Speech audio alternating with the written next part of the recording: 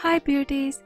අද මම ඔයාලට මේ වීඩියෝ එකකින් කියලා දෙන්න යන්නේ ඔයාලගේ සමේ දීප්තිමත් භාවය ගොඩක් වැඩි කරන මෙන්න මේ ක්‍රීම් එක හදාගන්න විදියයි.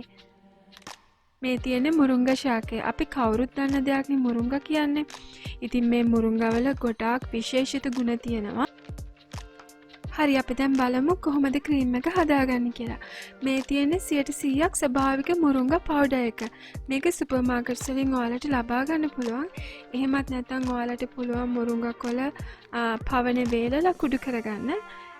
මුරුංගා පවුඩර් එකෙන් මේ වගේ හැඳි දෙකක් මම යොදා ගන්නවා. මුලින්ම මේ තියෙන කස්තුරි කහ. මෙතනදී ඔයාලා සැලකිලිමත් වෙන කස්තුරි කහ විතරක් යොදා ගන්න. වෙන අනික් කහ ಜಾති යොදා ගන්න එපා.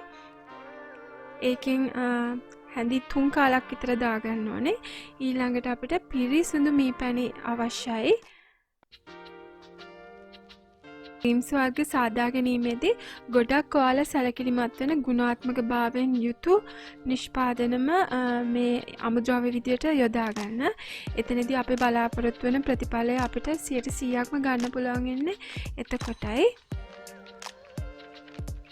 ඉන්පසුව මෙන්න මේ විදියට හොඳින් කලවම් කර ගැනීමක් අවශ්‍යයි.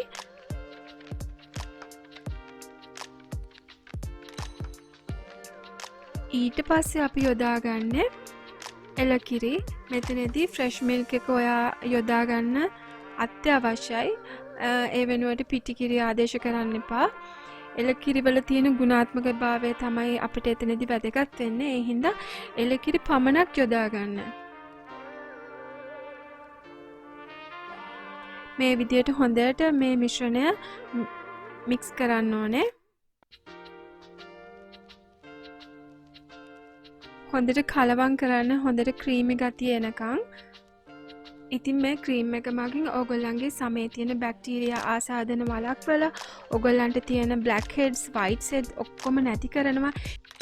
ඒ වගේම ප්‍රතිඔක්සිකාරක ගුණෙන් අනූන නිසා ඔගොල්ලන්ගේ හම පැහැපත් කරනවා. ඒ වගේම හම වයසට යන එක ගොඩාක් අඩු කරලා හමේ තරුණ බව රැක දීලා ඔගොල්ලන්ගේ ගොඩක් තරුණ පෙනුමක් ඔගොල්ලන්ගේ හමට ලබා දෙනවා.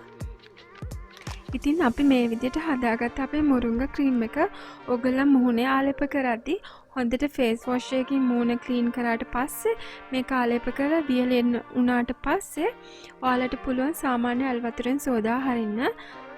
මේ ක්‍රීම් එක ෆ්‍රිජ් එකේ දාන්න අමතක කරන්න එපා. ඔයාලා මේක හදාගත්තට පස්සේ දවස් 4ක් ඇතුළත පාවිච්චි කරන්න. ඕනෑම සමකට සුදුසු මේ ආලේපනය පාවිච්චි කරලා එහෙනම් ඔයාලත් ලස්සන වෙන්න. අමතක නොකර ඔයගොල්ලන්ගේ වටිනා කමෙන්ට් එක ඒ වගේම වටිනා ලයික් එක දාන්න අමතක කරන්න එපා. එහෙනම් ඉතින් තවත් වීඩියෝ එකකින් හමු වෙනකම් බයි.